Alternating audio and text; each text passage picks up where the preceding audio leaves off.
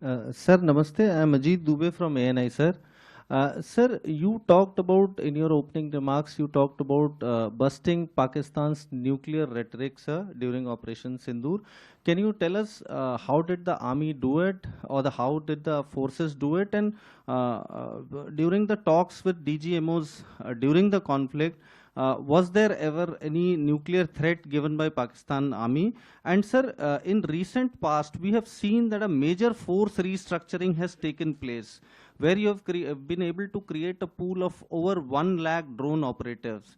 Was this necessitated by the Operation Sindoor, or was it in plans earlier also? And if you can tell us about the entire restructuring plan, sir, IBGs, Rudras, whatever the army is going to do in future. Thank you, sir. महत्व बढ़ता जाएगा।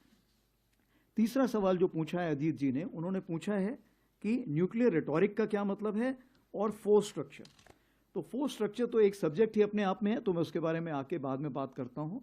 जहां तक nuclear rhetoric का चीज़ है, मैं ये कहना चाहूँगा कि डीजीएमओ टॉक्स में न्यूक्लियर के ऊपर कोई भी बात नहीं हुई थी, और जो न्यूक्लियर रेटोरिक जो भी दी जा रही थी वो पॉलिटिशियन द्वारा दी जा रही थी या लोकल पब्लिक द्वारा दी जा रही थी पाकिस्तान में। मुझे ऐसा कोई अंदाज नहीं है कि मिलिट्री की तरफ से ये कोई ऐसी चीज़ आई थी।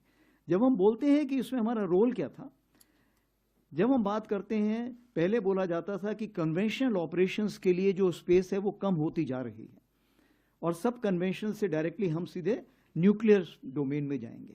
परंतु इस बार जो हमने कार्रवाई की, आपको पता है कि जम्मू कश्मीर में स्पेशली जिस तरह की फायरिंग हुई थी और जिस तरह से हमने उनको एड्रेस किया और तकरीबन हमने उनके 100 लोगों को जो ख़त्म किया, वो सब कार्रवाई जो हुई थी वो इसीलिए हुई थी क्योंकि हमने कन्वेंशनल स्पेस को बढ़ाया।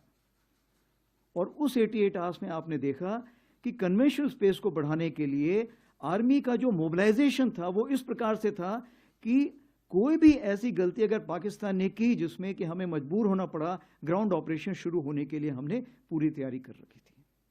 तो मैं यही कहना चाहूँगा कि जहाँ तक न्यूक्लियर रेटोरिक का सवाल था, डीजीएमओ लेवल पे कोई ऐसी बात नहीं हुई थी और कन्वेंशनल स्पेस को हमने बहुत ज़्यादा बढ़ाया था।